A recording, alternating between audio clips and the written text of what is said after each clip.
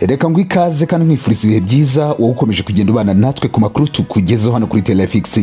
Muri aya makuru ndagaruka ku ngingo z'ingenzi, aho ndibuze kukubwira ku ngingo z'ingenzi Perezida Kagame yemeranije na Kisekedi, ariko bikavuga ko Kisekedi ashobora kutazabyubahiriza.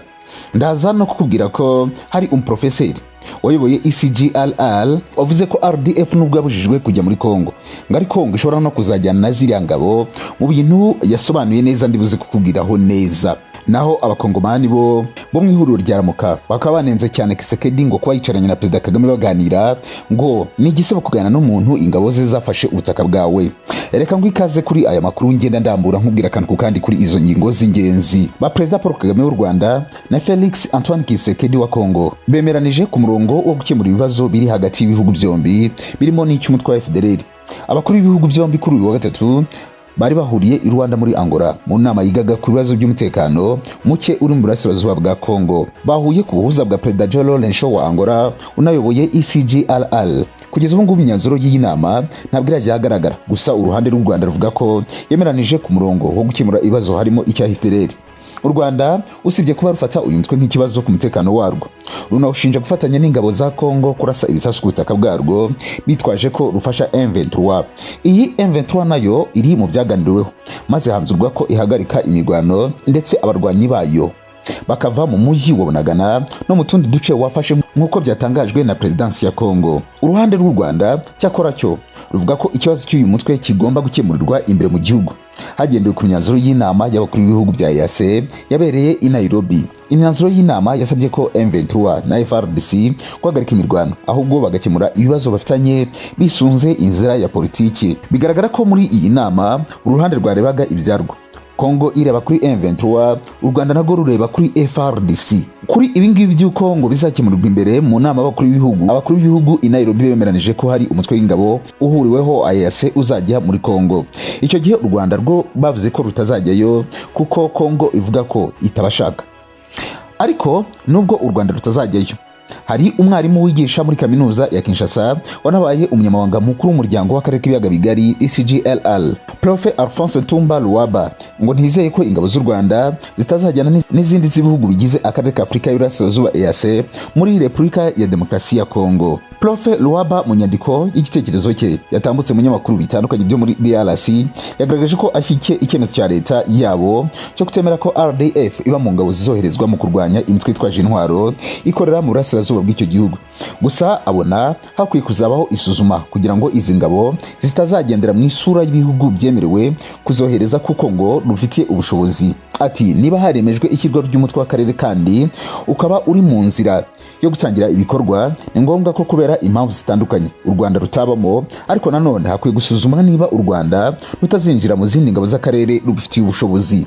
Perezida w'u Rwanda Paul Kagame mu kiganiro yagiranye n'ikigo cy'igihugu cy'itangazamakuru tariki ya 4 Nyakanga 2022 yavuze ko ntawe kinginga ngo kizajyane abasirikare bacyo muri RDC mu mutwe wa EAC.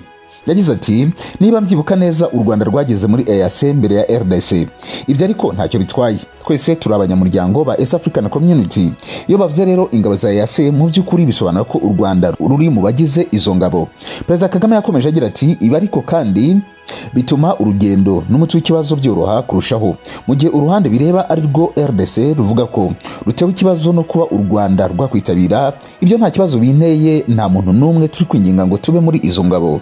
Umukuru w'igihugu yongereho ko u Rwanda rwakwishimira kubona ingabo z'ibindi bihugu bya EAC zishoboye gukemura ikibazo cy'umutekano muke mu burasirazuba bwa Kongo rwo rutarimo, kubera ko n'ubusanzwe iki gikorwa gisaba ikiguzi. Yashimangiye ko u Rwanda rwifuza kubona akarere gatekanye.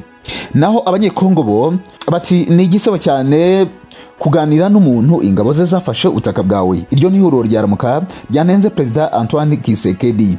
Ihuriro Ramuka rya Martin Fayulu utavuga rumwe n'ubutegetsi bwa Kinshasa rivuga ko Perezida Kisekedi yakoze amakosa akomeye cyane mu kwemera ibiganiro by'amahoro mu gihe bavuga ko ingabo z'u Rwanda ziri ku butaka bwa Kongo. Robert Maungano Kiyoka, umuhuzabikorwa w'ihuriro Ramuka rya Martin Fayulu, avuga ko Perezida Kisekedi nta masomo akura mu byo u Rwanda rukora muri Repubulika ya Demokarasi ya Kongo. Ramuka bakomeza bavuga ko kwitabira ibiganiro by'amahoro i Rwanda kwa Kisekedi ari ukugaragaza intege nke kuwo bahanganye. Yagize ati u Rwanda rwateye Kongo binyuze muri M23, ntibyemewe ko umuntu waguteye mwakomeza ibiganiro by'ubwumvikane kugarama ngo intambara iri mu burasirazuba bwa Kongo yatejwe na Perezida Kagame, aho bavuga ko akeneye ko abanyekongo bose bamucira bugufi, bati barimo gushaka izindi nzira banyura ngo bagere ku cyo bashaka. Icyo Felix Tshisekedi agomba kumenya nuko twe nk'abanyekongo tutiteguye kuba insina ngufi imbere y'u Rwanda. Ihururamuka rivuga ko ibyakozwe na Tshisekedi bifatwa nko guca intege abanyekongo muri rusange, by'umwihariko abasirikare bahanganye n'abanzi b'igihugu mu burasirazuba bw'icyo gihugu. Kuri uyu wa gatatu tariki ya 6 Nyakanga 2022 nubwo Perezida Paul Kagame na Tshisekedi bahuriye mu biganiro byateguwe na Perezida wa Angola João Lourenço, bikaba birimo kubera i Rwanda mu murwa mukuru wa Angola. Nyakubahwa Perezida wa Repubulika bona abaturage barashima ibikorwa remezo uyu munsi byanahuye n'itariki yo kwibohora batanze ubwo buhamya. Bakundukiza avuze ku mutekano, ariko binyibutsa mbere yuko tujya mu nanone ku bibazo byo mu Cyongereza, binyibutsa ko ibi bitero yavugagaho byabaye mu gihe u Rwanda rwari rurimbanyije mu myiteguro ya KAGAME. Twumva aho mu Kinigi biriya yavugaga, ndetse tubonana n'itangazo rya RDF ku kindi cyabereye muri Nyungwe. Abaturage duhura nabo rero baravugaga bati murabona aba banyagwa bashatse kudutobera umunsi mukuru, iriya KAGAME niko bayivugaga. Bati ni mubihorera, ariko buriya umusaza aho azahugukira batahazahugukira buriya azagira icyo ababwira. Nyakubahwa Perezida wa Repubulika, abaturage bavuga bati buriya bari abantu batekerezaga ko u Rwanda ruhuze, ko ngo muzanasubiza nyuma, niko abaturage bavugaga. Hari ibyabahuza ku buryo umutekano washotorwa mukazategereza gusubiza nyuma.